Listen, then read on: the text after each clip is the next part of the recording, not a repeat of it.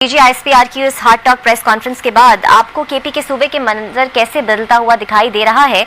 आपको लगता है गवर्नर राज अब जल्द आ सकता है? मुझे हालात में खराबी नजर आ रही है। गवर्नर राज तो मुझे नहीं पता कि गवर्नर राज लग सकता है या नहीं लग सकता, मगर कोई हालात जो है सुबह खैबर पख्तूनख्वा में मजीद बिगड़ते नजर आ रहे हैं और ये कोई अच्छा साइन नहीं है।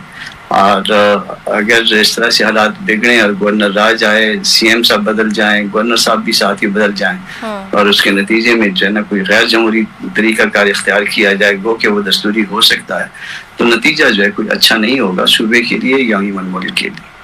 सर, पीटीआई पर बतौर जमात पाबंदी की बातें हो रही हैं, यहाँ तक कि अता तारड़ साहब ने ये भी कह दिया है कि अगर ये लोग खान साहब के एजेंडे और मौक़िफ़ से पीछे हट जाएं और लाताल्लुकी का इजहार करें तो कुछ रास्ता निकल सकता है सियासी तौर पे। आपको लगता है यही होगा और इसी पर अब हुकूमत कायम रहेगी? क्योंकि इलेक्शन कमीशन ने भी इंट्रा पार्टी इलेक्शन दोबारा मानने से इनकार किया है, बैरिस्टर गौहर को चेयरमैन मानने से इनकार कर दिया है।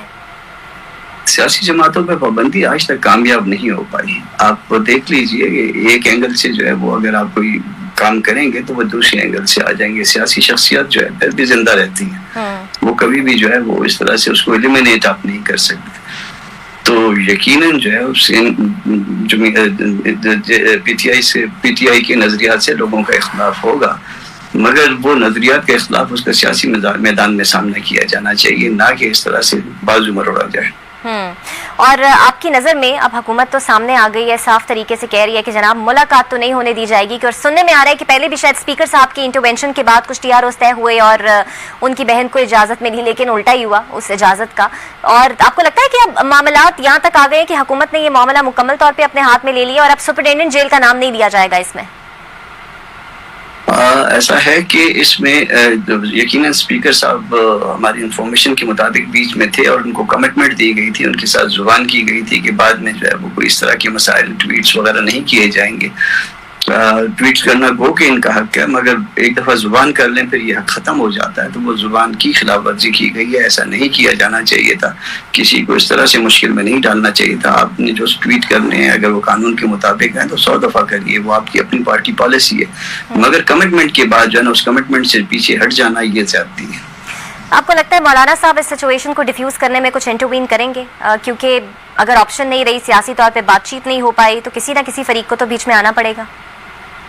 मौलाना यकीनन ऐसा चाहेंगे कि उस सूरत हाल को मुल्क की बेहतरी के लिए, पाकिस्तान की बेहतरी के लिए डिफ्यूज करना चाहें, मगर प्रोवाइडेड के दोनों फरीकों की ख्वाहिश हो। दोनों फरीकों को जो है ऐसी अगर ख्वाहिश ना हो और बीच में जो है वो अपने आप को ख़राब करना जो है वो फिर मेरा ख्याल है कि मुनासिब नहीं रहेगा, स्पेशली इस तरह के हालात में जब एक तरफ से कमिटमेंट होती है और दूसरा उस पर एतमाद कर लेता है, यानी जुबान दी जाती है, उसके बाद वो जो जुबान है उसको ऑनर नहीं करते, तो देन जो है फिर मेरा ख्याल है कि इस हाल में कोई भी पॉलिटिकल लीडर जो है वो सामने नहीं आएगा या पॉलिटिकल पार्टीज अपनी लीडरशिप को ये नहीं कहेंगी कि आप जो है ना इंटरवीन करें। ये पहले जो है रवैयों को दुरुस्त करना होगा, जो भी तय हो जाए उस पर खड़ा होना चाहिए। अच्छा सर, NFC इजलास हुआ, कुछ तजावीज़ इसमें सामने आई। पहली तजवीज़ ये थी कि कुल आम वफाक को मिलता है उसमें 2.5% इजाफा किया जाए जो दहशत गर्दी और जंगलात और आबादी पर खर्च हो, और उसके बाद जो बचा जाए वो सूबों में तकसीम हो। इस तजवीज़ को लेकर JUI का क्या मौक़िफ़ है? JUI सूबों का हिस्सा बढ़ाने के हक में है, ना कि कम करने के हक में है।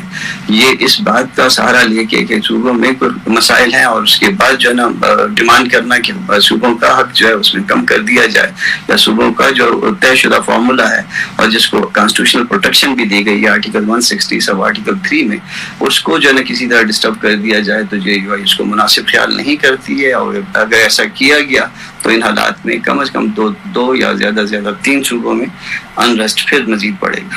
बिल्कुल सही। और हुकूमत बार बार जो मईशत में तरक्की का दावा कर रही है, जमीयत उलमा इस्लाम की शुरा का इजलास हुआ, हुकूमत मुखालिफ तहरीक का भी ऐलान हुआ। सर, आप लोग सोच क्या रहे हैं और किस चीज़ का इंतज़ार हो रहा है? अब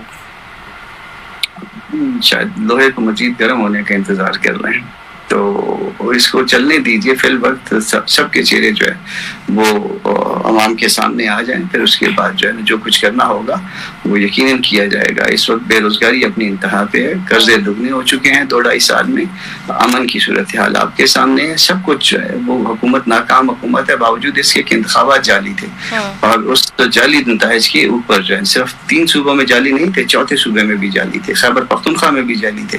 अब तो अली अमीन गंडापुर के राब्तों से जो है वो किसी को को इनकार नहीं है कि कहाँ पे थे। तो वो जो कुछ किया गया था, वो मंजरनामा जो है वो बनाया गया था, वो तय किया गया था, मगर स्टिल जो है ना हम चाहते हैं कि लोग और एक्सपोज हों, फिर उसके बाद जमीयत अपना किरदार यकीनन अदा करेगी। बिल्कुल सही, बहुत शुक्रिया आपका कामरान मुर्तज़ा साहब, JUI के सीनियर रहनुमा मेरे साथ है। देखते हैं JUI का मौक़िफ़ क्या रहता है और वाकई क्या मौलाना फजल रहमान इस सिचुएशन को डिफ्यूज़ करने में कोई किरदार अदा कर सकते